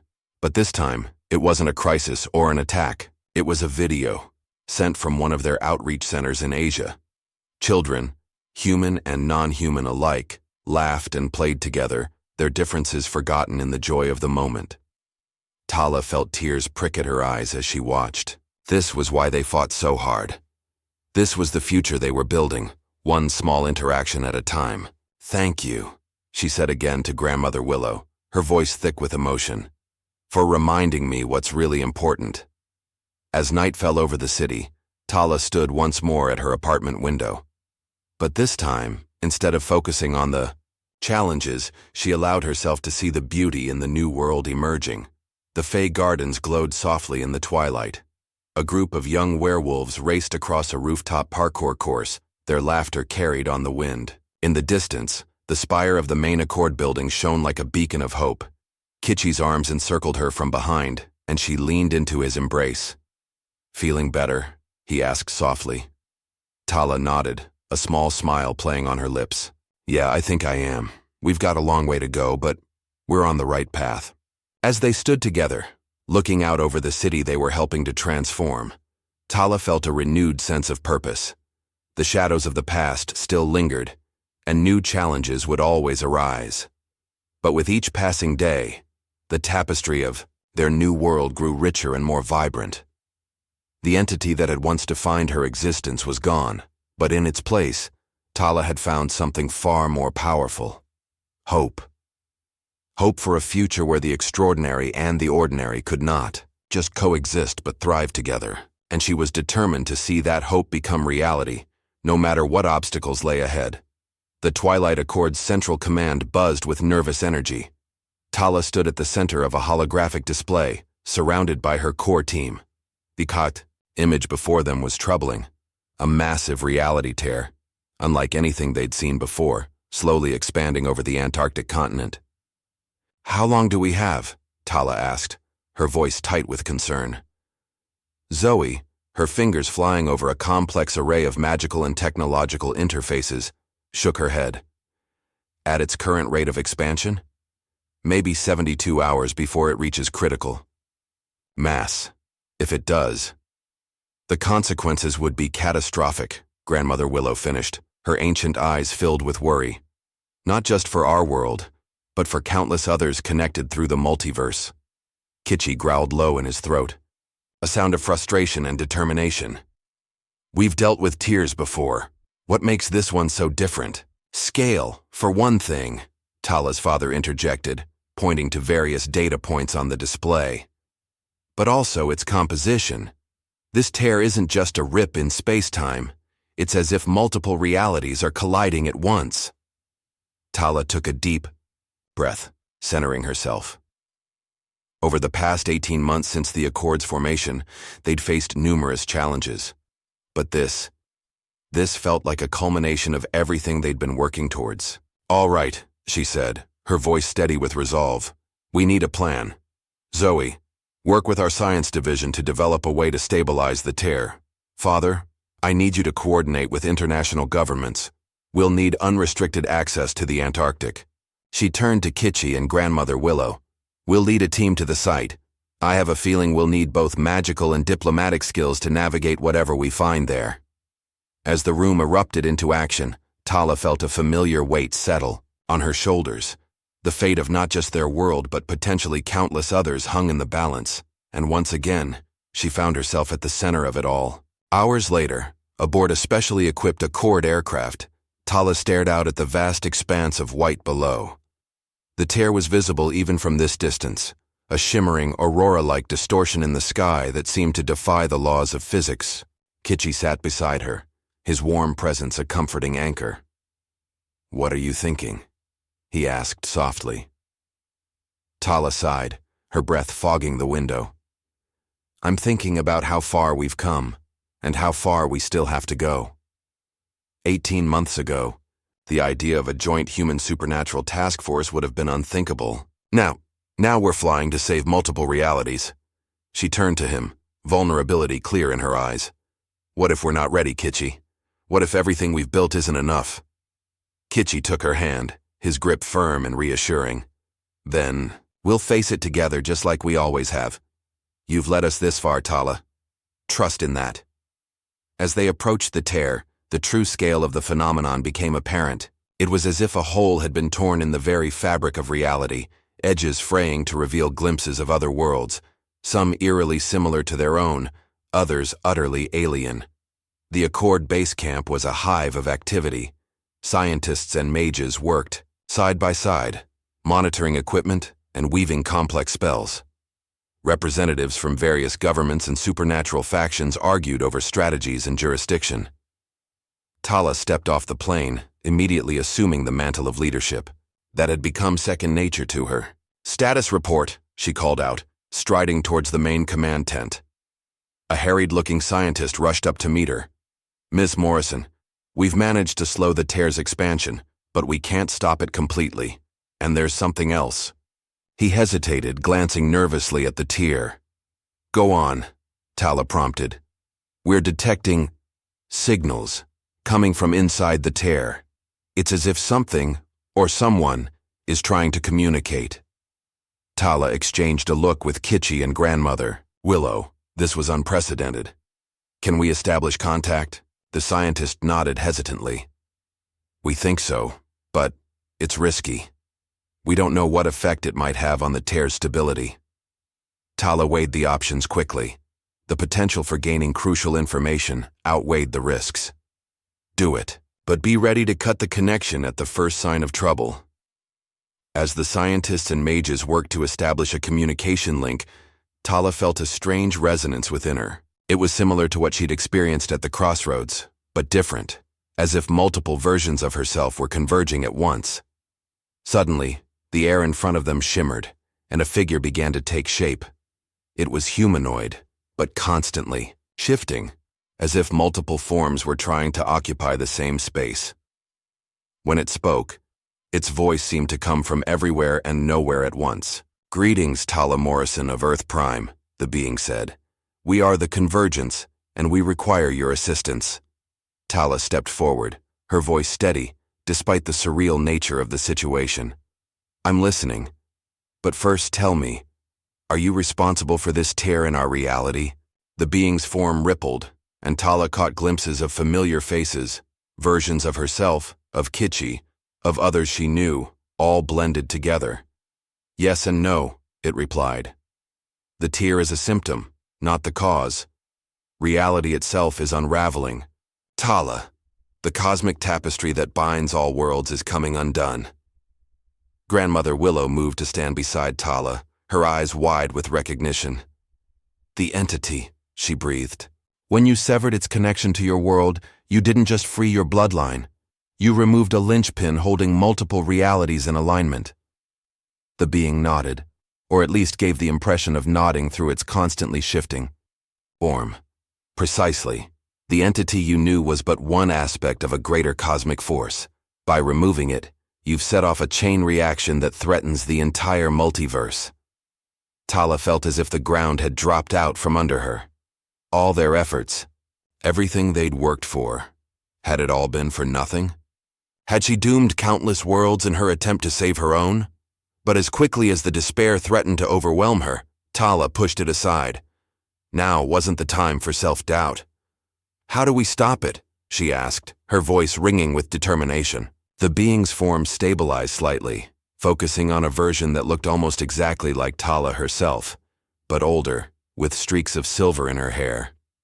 We need to re-establish the cosmic balance, but on new terms. No more entities pulling strings from the shadows. No more worlds kept ignorant of the greater reality. It extended a hand, or rather, multiple hands from multiple versions of itself. We need you, Tala Morrison. Your unique experiences, your ability to bridge worlds. You are the key to forging a new cosmic accord. Tala hesitated, the weight of this revelation pressing down on her. She turned to Kitchi and Grandmother Willow, seeking their counsel.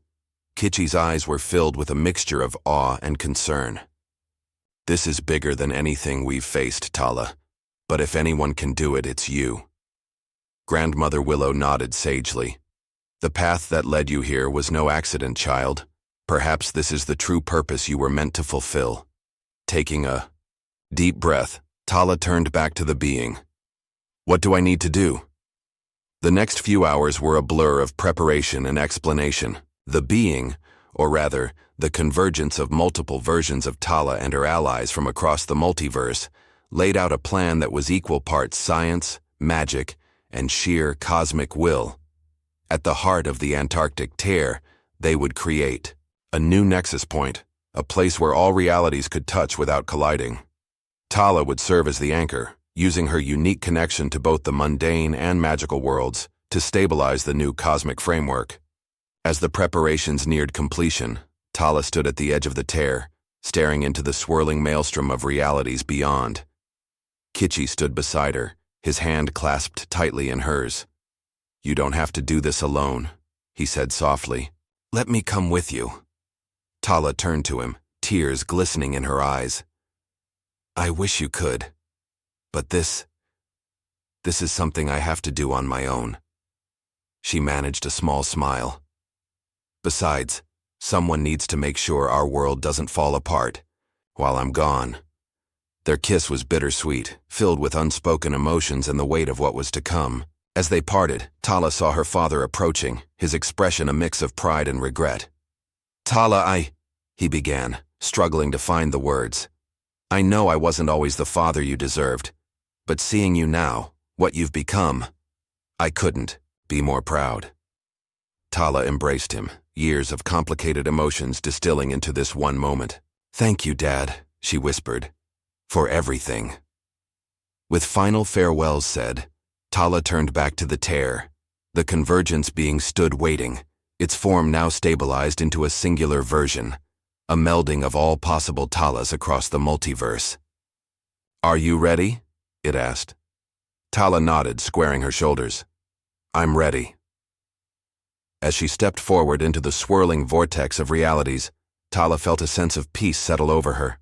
Whatever challenges lay ahead, whatever cosmic trials she would face, she knew that she carried with her the strength of her experiences, the love of her friends and family, and the hope for a better future, not just for her world, but for all worlds. The tear engulfed her, reality stretching and bending around her. And as Tala Morrison, once a reluctant heir to an ancient legacy, now the linchpin of a new cosmic order, ventured into the unknown, she did so not with fear, but with determination. For in that moment, stepping beyond the boundaries of her own world, Tala realized that her journey had only just begun. The true adventure, the forging of a new Twilight Accord that would span realities and reshape the very fabric of existence, was only just beginning. The sensation of passing through the tear was unlike anything Tala had ever experienced. It was as if she was simultaneously everywhere and nowhere, her consciousness expanding to encompass countless realities.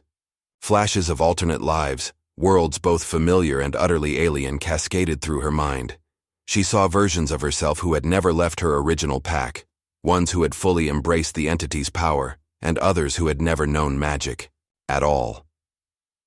Each life, each choice, each moment of joy or sorrow contributed to the tapestry of who she was and who she could be. The convergence being, now a constant presence in her mind, guided her through the chaos. Focus, Tala, its multitude of voices echoed.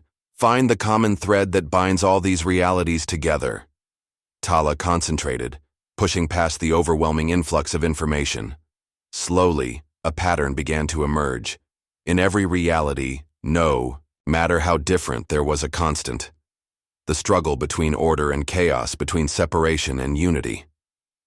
The balance, Tala breathed, the realization striking her like a thunderbolt. It's not about good versus evil, or magic versus mundane. It's about finding harmony between all aspects of existence. The convergence hummed with approval. Yes, and now you must become the fulcrum upon which that balance rests. They traveled deeper into the multiverse, beyond the boundaries of what Tala had thought possible.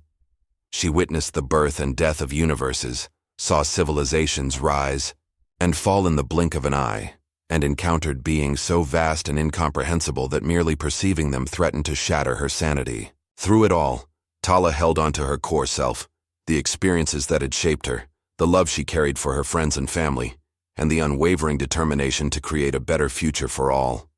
Finally, they arrived at what could only be described as the heart of the multiverse. It was a swirling nexus of pure potential, where all realities converged and diverged in an endless dance of creation. This is where we begin, the convergence said.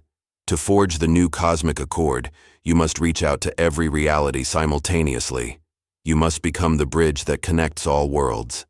Tala took a deep breath, centering herself. She thought of Kitchi, of Grandmother Willow, of her father and all those she'd left behind. She thought of the countless beings across countless realities who were counting on her, even if they didn't know it. With a surge of will, Tala extended her consciousness outward. She felt herself stretching across the multiverse, touching every world, every life, every possibility. The strain was immense, threatening to tear her apart. But as she pushed through the pain, something miraculous happened. The barriers between realities began to thin, not in the chaotic way of the Antarctic tear, but in a controlled, harmonious fusion. Tala became aware of countless other versions of herself, all working in concert towards the same goal. In one reality, she saw herself leading a council of supernatural beings in negotiations with human world leaders. In another, she was a scientist pioneering the integration of magic and technology. And in yet another, she was a teacher, helping young shifters and humans alike understand their place in a rapidly changing world. Each version of Tala contributed their unique experiences and perspectives, weaving them into the fabric of the new cosmic accord. It was a delicate balance, allowing for connection and exchange between realities while still maintaining the integrity of each individual world. As the new framework began to take shape, Tala became aware of resistance. There were forces in the multiverse that thrived on chaos and separation, entities that saw the new accord as a threat to their power. Dark tendrils of anti-reality lashed out, trying to disrupt the delicate web Tala was weaving. She felt the strain intensify, her very being threatening to unravel under the assault. But just as despair began to creep in, Tala felt a surge of support. Across the multiverse, beings of all kinds, human, supernatural, and everything in between, were lending their strength to her effort. She saw Kitchi howling into the tear, his voice echoing across realities. Grandmother Willow led a circle of elders in a ritual of protection that spanned worlds. And her father, in a moment of redemption, stood against a wave of chaos, shielding Tala's work with his own body and spirit. Emboldened by this show of unity, Tala redoubled her efforts. She pushed back against the forces of discord, her will becoming an unbreakable shield that protected the fledgling cosmic accord. With a final, monumental effort, Tala brought all the threads together. There was a moment of perfect stillness, as if the entire multiverse held its breath. Then, with a pulse of energy that rippled across all of creation, the new framework snapped into place. The chaotic tiers began to heal. The boundaries between worlds stabilized, but remained permeable in a controlled, harmonious way. And at the center of it all stood Tala, forever changed by her experience. As the convergence being began to fade, its purpose fulfilled, it spoke one last time. "You have done well, Tala Morrison. The cosmic accord is established. But remember, balance is not a static state. It must be maintained, nurtured, and sometimes fought for." Tala nodded, understanding the weight of the responsibility she now carried. "I'm ready," she said, her voice resonating across realities. With a final surge of energy, Tala found herself back in Antarctica, the tear now a shimmering, stable portal. As she stumbled forward, exhausted but triumphant, she was immediately enveloped in Kitchi's arms. "You did it," he whispered, his voice thick with emotion. "You actually did it." Tala looked around, seeing the awe and wonder on the faces of those gathered. The air itself felt different, charged with new potential, yet somehow more stable than ever before. Grandmother Willow approached, her eyes shining with pride and a hint of tears. "Welcome back, child. Or should I say, guardian of the cosmic accord?" As the implications of what she had accomplished began to sink in, Tala felt a mix of exhilaration and trepidation. The world, no, the multiverse, would never be the same, and she would play a crucial role in shaping its future. In the days that followed, as news of the Antarctic event spread across the globe, Tala found herself at the center of a whirlwind of activity. World leaders demanded explanations. Scientists and mages alike clamored for information about the new cosmic reality, and everyday people, human and supernatural, looked to the Twilight Accord for guidance in this brave new world. Tala stood before the United Nations once again, but this time, her words carried the weight of multiversal truth. "We stand at the dawn of a new era," she began, her voice steady and clear. "An era of unprecedented connection, not just between the magical and mundane, but between all possible realities. She went on to explain as best she could the nature of the new cosmic accord. She spoke of the opportunities for growth, learning, and cooperation that now existed. But she also warned of the responsibilities that came with such knowledge and the need for careful stewardship of this new multiversal balance. As she concluded her address, Tala felt a sense of purpose stronger than ever before. The challenges ahead were immense, but so were the possibilities. Back at Twilight Accord headquarters, Tala gathered her core team. The command center had been expanded, now featuring displays that monitored not just their world, but the stable connections to other realities. "We have a lot of work ahead of us," Tala said, looking at the determined faces around her. "We need to establish protocols for inter-reality communication and travel. We need to prepare our world for increased contact with other versions of Earth, some of which may be drastically different from our own." Zoe, her eyes alight with excitement, chimed in.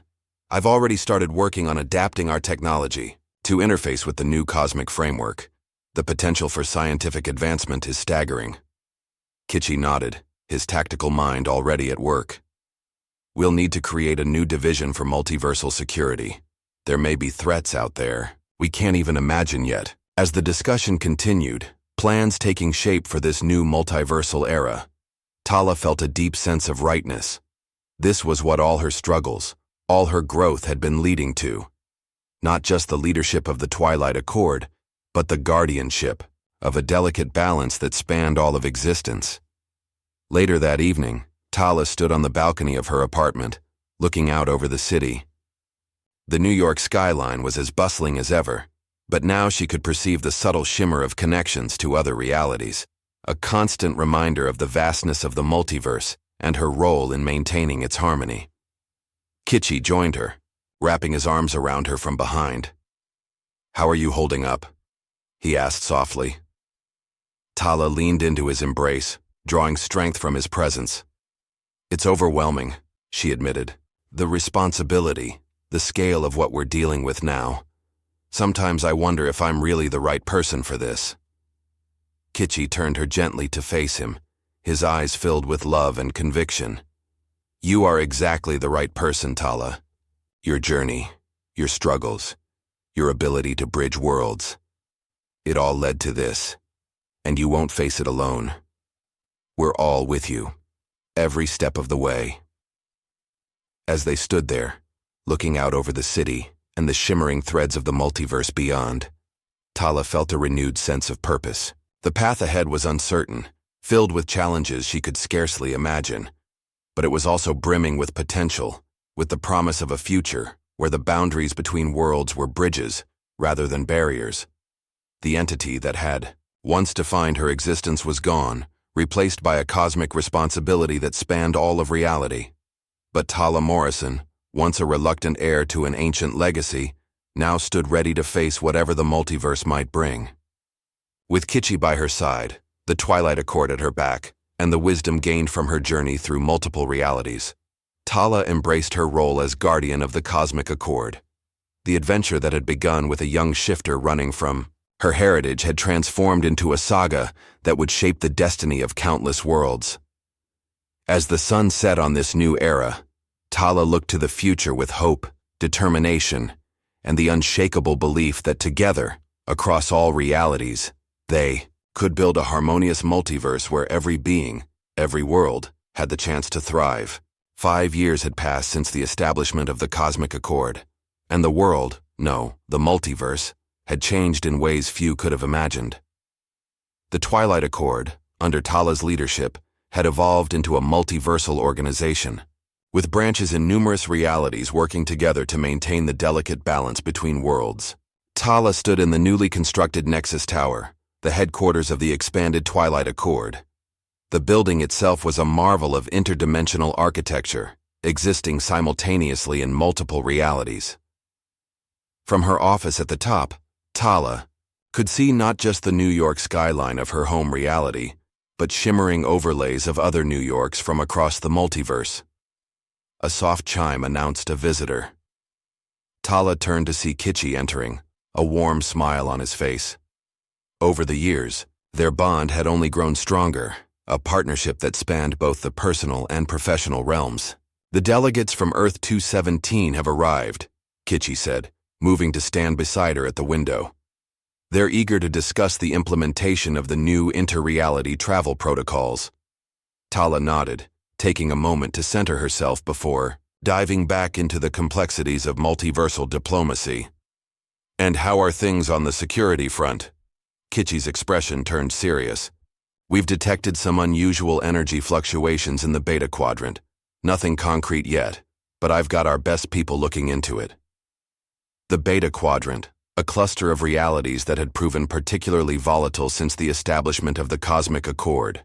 Tala made a mental note to review the reports personally later.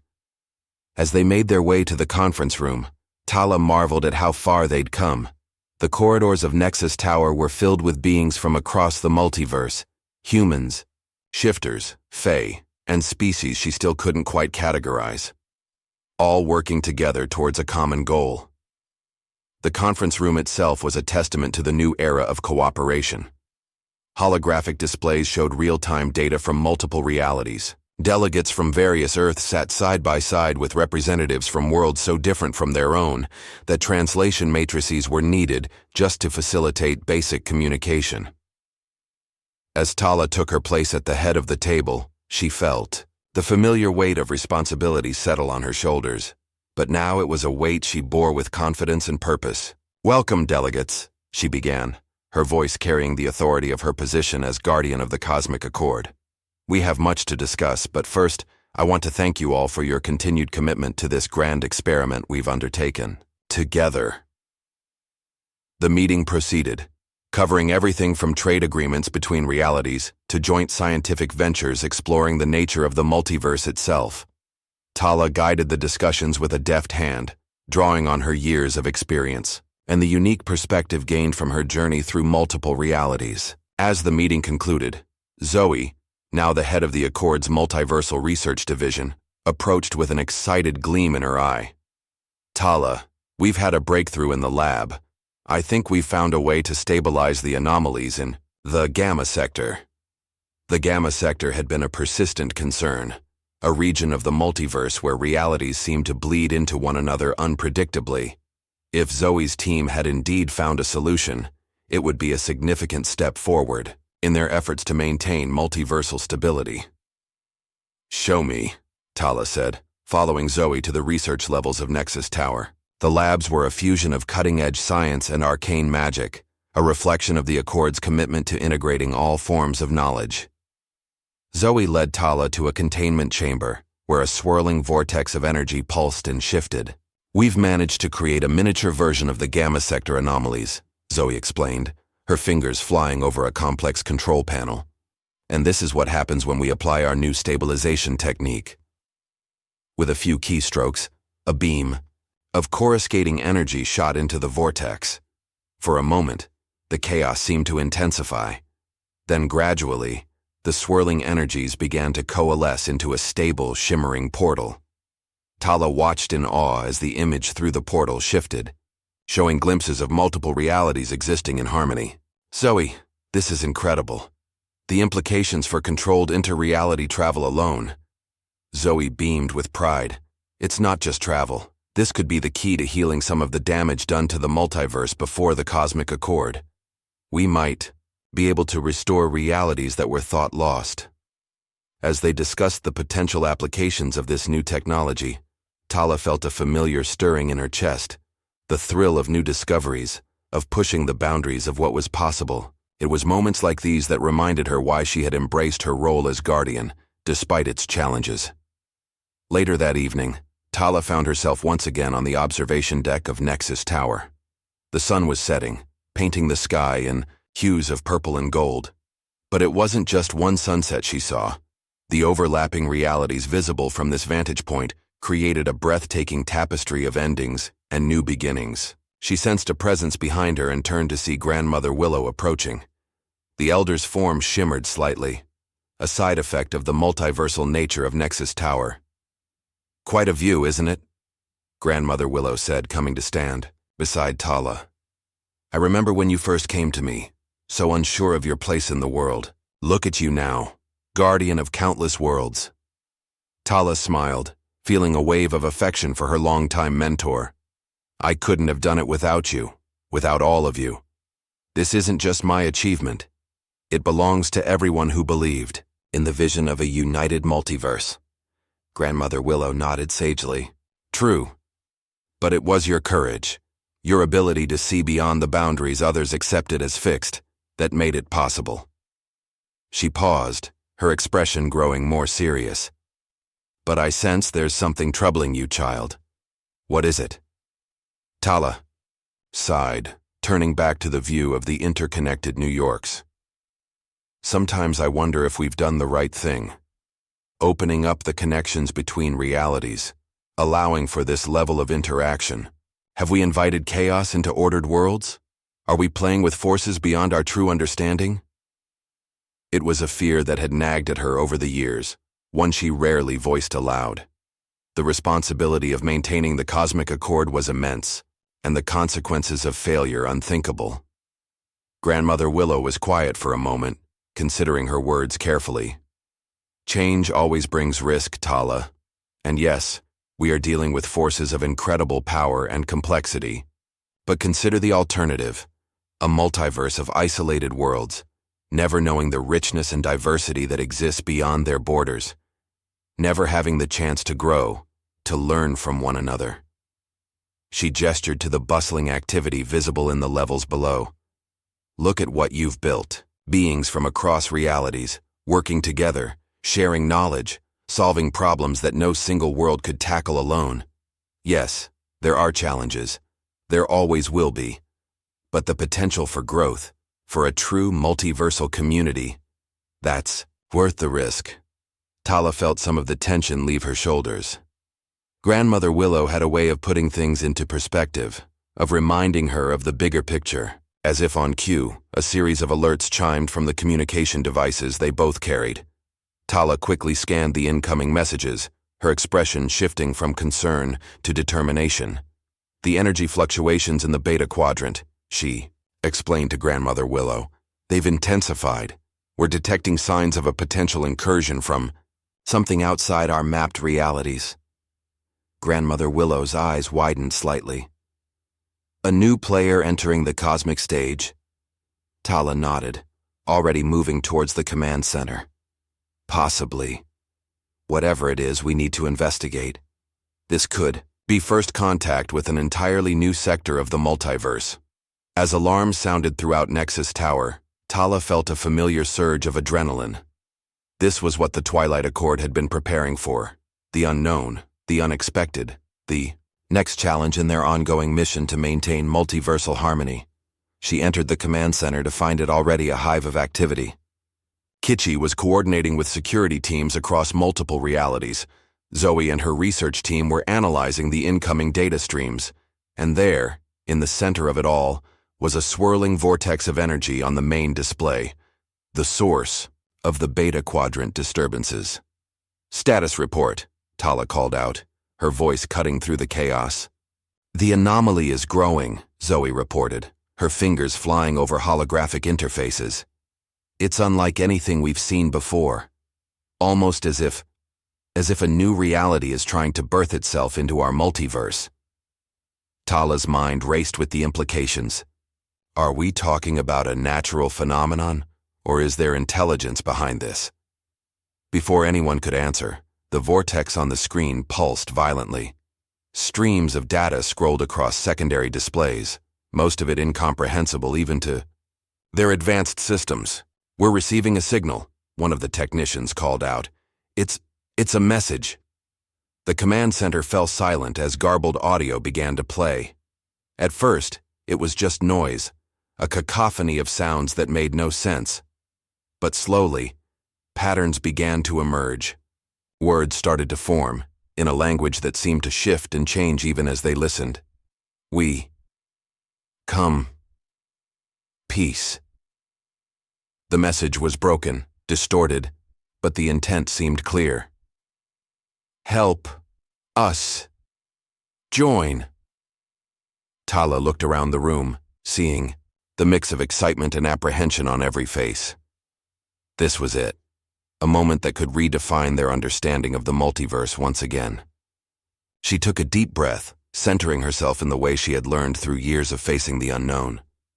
When she spoke, her voice carried the weight of her role as guardian of the cosmic accord, but also the wonder of an explorer standing on the brink of a new frontier. "Prepare a response team. We're going to establish contact." She paused, looking each member of her core team in the eye. "Whatever comes through that portal, whatever new reality we're dealing with, we face it together, for the good of all worlds." As the Twilight Accord sprang into action, preparing for this new chapter in multiversal history, Tala felt a profound sense of purpose. The journey that had begun with a young shifter running from her heritage had led to this, a moment of potential cosmic significance. She thought of all the versions of herself she had encountered on her journey through the multiverse, the lives lived, the choices made, the paths not taken. Each of them had contributed to who she was now, the leader standing ready to face this new challenge. With Kitschy at her side, Grandmother Willow's wisdom in her heart, and the combined strength of countless realities behind her, Tala Morrison, guardian of the cosmic accord, protector of the multiversal balance, prepared to take the next step into the unknown. As the portal to this new mysterious reality stabilized, bathing the command center in otherworldly light, Tala allowed herself a small smile. Whatever lay ahead, whatever new wonders or dangers this latest development might bring, she was ready. They were all ready. The twilight of infinite worlds was dawning, and with it, the promise of adventures yet untold, across realities beyond imagination.